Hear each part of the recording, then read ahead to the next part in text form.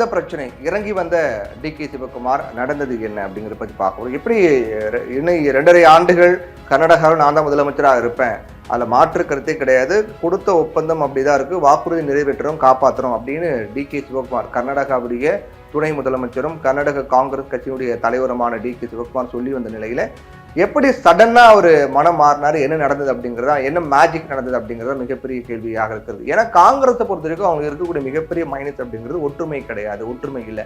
ஒற்றுமை இல்லாத காரணத்தால் தான் இந்தியா முழுக்க காங்கிரஸ் செல்வாக்கு சரிஞ்சிட்டு வருது அப்படின்ட்டுலாம் அரசியல் விமர்சகர்கள்லாம் சொல்லிட்டு இருக்காங்க. குறிப்பாக ஒவ்வொரு மாநிலத்திலையும் இல்லை ஒவ்வொரு மாநிலத்திலும் ஒவ்வொரு மாவட்ட வாரியாக இந்தியா முழுக்க காங்கிரஸ்ல உட்கட்சி பிரச்சனைங்கிறது இன்னைக்கு உச்சகட்டத்தில் இருக்கு. அதுதான் தேர்தலில் தோல்விக்கான மிக முக்கியமான காரணமாக சொல்லப்படுது. அந்த வகையில் பார்க்கும்போது கர்நாடகாவில் 2.5 ஆண்டுகள் ஆட்சி காலம் முடித்திருக்கக்கூடிய சூழ்நிலையில காங்கிரஸுடைய ஆட்சி காலம் அடுத்த 2.5 ஆண்டுகள் டிகே சிவகுமார் முதலமைச்சராக இருக்கணும் அப்படின்னு அவருடைய ஆதரவாளர்கள்லாம் கடிதம் கொடுத்தாங்க. டெல்லி மேல் எடுத்துக்கிட்ட டிகே சிவகுமார் ரொம்ப உறுதியா இருந்தார், நான் தான் முதலமைச்சராக இருப்பேன், அது சித்தராமையா விட்டு கொடுக்கணும், அது காங்கிரஸ் மேலிடம் தலையிட்டு அது ஒரு முடிவு கொண்டு வரணும் அப்படின்னு உறுதியா இருந்தார். ஆனா என்ன நடந்தது தெரியல, அவர் திடீர்னு மனம் மாறிட்டாரு, இறங்கி வந்து சரி ஓகே அப்படிங்கிற மாதிரி விட்டு கொடுத்துருக்காரு. என்ன நடந்தது அப்படிங்கிறத பத்தி தான் பார்க்க போறோம். இப்போ டிகே சிவகுமார் சொல்லக்கூடிய விஷயம் என்னன்னா, என்ன மேலிடம் காத்திருக்கணும் அப்படின்னு சொன்னா அதுக்காக நான் காத்திருப்பேன். நாங்க 2 பேரும், அதாவது நானும் டிகே சிவகுமார் சொல்றாரு, நானும் சித்தராமையாவும் கட்சியினுடைய மேலிட உத்தரவை பின்பற்றுவோம், மதிப்போம். முதலமைச்சர் என்ன சொன்னாலும் நான் அதை பின்பற்றுவேன், ஏன் சித்தராமையா என்ன சொன்னாலும் பின்பற்றுவேன் அப்படின்னு டிகே சிவகுமார் சொல்றாரு, பின்பற்றுவேன் அப்படின்னு கர்நாடகாவுடைய துணை முதல்வர் டிகே சிவகுமார் சொல்லியிருக்காரு. முதலமைச்சர் பதவி மீது கண் வைத்து சித்தராமையாவோட மல்லுக்கட்டிய டிகே சிவகுமார் திடீர் மனமாற்றத்தினுடைய பின்னணி என்ன அப்படிங்கிறதா இப்போ கேள்வியா இருக்கு. அதுக்கான பதிலை தான் நம்ம பார்க்க போறோம். நாடு முழுவதுமே காங்கிரஸ் கட்சி அடுத்தடுத்து தோல்வியை சந்தித்து வராங்க, நம்ம பார்த்துக்கிட்டு இருக்கோம். ஒவ்வொரு மாநிலங்கள்லையும் காங்கிரஸ் ஆட்சியை பறிகொடுத்து வராங்க. இப்போ சமீபத்து உதாரணம் அப்படின்னு பார்த்தா பீகார் சட்டமன்ற தேர்தல் தான். பீகார் தேர்தலை பொறுத்த வரைக்கும் காங்கிரஸ் ஒரு படு தோல்வியை சந்தித்தாங்க. 61 இடங்களில் போட்டிட்டு வெறும் 6 இடங்களில் மட்டும்தான் ஜெயிச்சாங்க. இது மிகப்பெரிய ஒரு பின்னடைவாக தோல்வியாக பார்க்கப்படுது. காங்கிரஸ் கட்சி இப்போ ஆட்சியில் இருக்கக்கூடிய மிகப்பெரிய மாநிலம் இந்தியாவில் அப்படின்னு பார்த்தா அது கர்நாடகா தான். கர்நாடகாவில் தான் ரொம்ப பவர்ஃபுல்லாக இன்னைக்கு காங்கிரஸ் கட்சி இருக்காங்க. அதனால கர்நாடகா காங்கிரஸுக்கு மிக முக்கியமான ஒரு ஸ்டேட்டாக பார்க்கப்படுது. கர்நாடகாவில் கடந்த 2023 சட்டசபை தேர்தலில் தனி பெரும்பான்மையை காங்கிரஸ் பெற்று ஆட்சியை கைப்பற்றினாங்க. முதலமைச்சராக சித்தராமையா இருந்து வராரு. துணை முதலமைச்சராகவும் கர்நாடக காங்கிரஸுடைய மாநில தலைவராகவும் டிகே சிவகுமார் இருந்துட்டு இருக்காரு.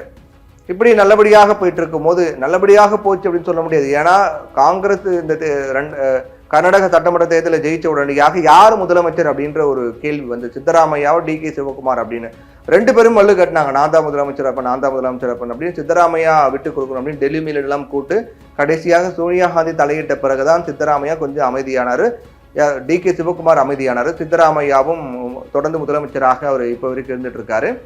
அப்போ காங்கிரஸ் கட்சி கர்நாடகாவில் ஜெயிச்ச உடனடியாக டிகே சிவகுமார் 2.5 ஆண்டுகள் சித்தராமையாவும் 2.5 ஆண்டுகள் டிகே சிவகுமார் இருப்பாரு அப்படின்னு ஒரு ஒப்பந்தம் போடப்பட்டதாக ஒரு உறுதிப்படுத்தாத தகவலாம் சொல்லப்படுது. இப்படியாக தான் இந்த 2.5 ஆண்டு காலம் முடிஞ்சது. அப்படி 2.5 ஆண்டு காலமாக முதலமைச்சராக கலந்துட்டாரு சித்தராமையா.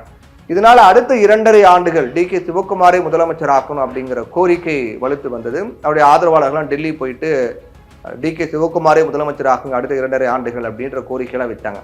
இது கர்நாடகாவில் ஒரு மிகப்பெரிய குழப்பத்தை ஏற்படுத்தியது. ஏன்னா காங்கிரஸ் கட்சி கர்நாடகா தான் எனக்கு மிகப்பெரிய மாநிலம், ஆட்சியில் இருக்கக்கூடிய மாநிலம் அப்படின்னு பார்க்கும்போது அங்கும் பிரச்சனையா, இந்த பிரச்சனை எதிர்கட்சிகளுக்கு சாதகமாக போயிடுமே, என்ன பண்றது அப்படின்னு ஒரு மிகப்பெரிய குழப்பம் காங்கிரஸ் மேலிடத்துக்கு இருந்தது.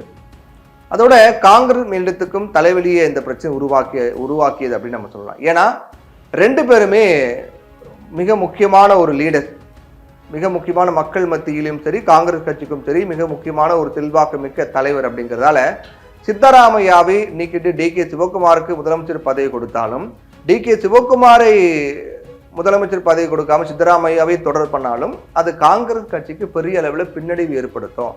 அப்போ இது ஒரு இடியாப்பு சிக்கல் மாதிரி என்ன பண்றது அப்படின்னு தெரியாம காங்கிரஸ் மேலிடம் தவிச்சிட்டு இருந்தாங்க அப்படின்னு தான் சொல்லணும்.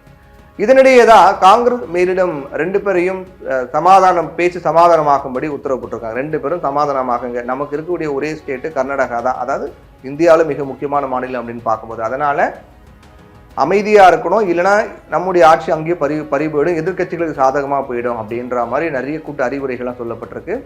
அதன் அடிப்படையில தான் காலையில சித்தராமையா DK சிவக்குமாரை தன்னுடைய வீட்டுக்கு அழைத்திருக்காரு. அழைத்து காலை உணவு வழங்கினார். அது பெரிய ஒரு பிரேக்கிங் செய்தியாக, தேசிய பிரேக்கிங் செய்தியாக அது பார்க்கப்பட்டது.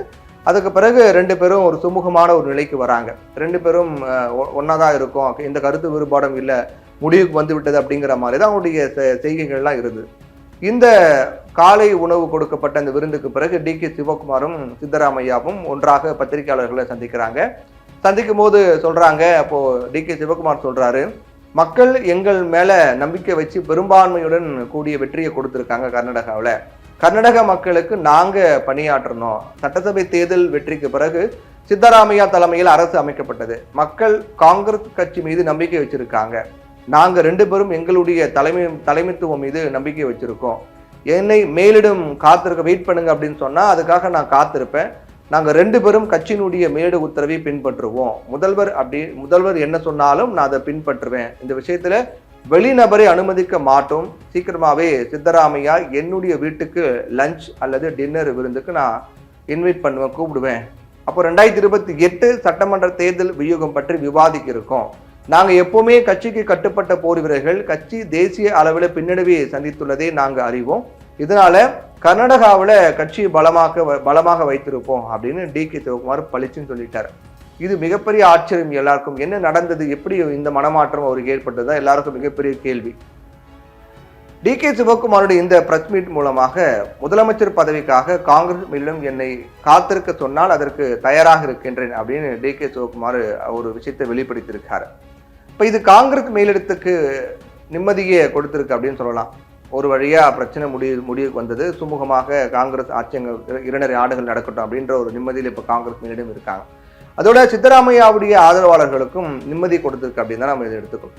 DK சிவக்குமார் முதலமைச்சர் பதவி மீது உறுதியாக இருந்த நிலையில அவருடைய திடீர் மனமாற்றத்துக்கான முக்கிய காரணம் இருக்கு. என்னன்னா, காங்கிரஸ் மேலிடம் என்ன பண்ணியிருக்காங்க, DK சிவக்குமார் கிட்ட கொஞ்சம் பொறுத்துக்குங்க, கர்நாடகாவுடைய அடுத்த முதலமைச்சர் நீங்க தான், இதற்கு நாங்க உங்களுக்கு உறுதி அளிக்கிறோம். இப்போ சித்தராமையாவுடன் சண்டையிடாதீங்க, சித்தராமையாவிற்கு வயதாகிவிட்டது, இனி அவர் முதலமைச்சராக மாட்டாரு, இதனால கர்நாடகாவினுடைய அடுத்த முதலமைச்சர் நீங்கள் தான், நாடு முழுதும் கட்சி தொடர் தோல்விகளை சந்தித்து வருது.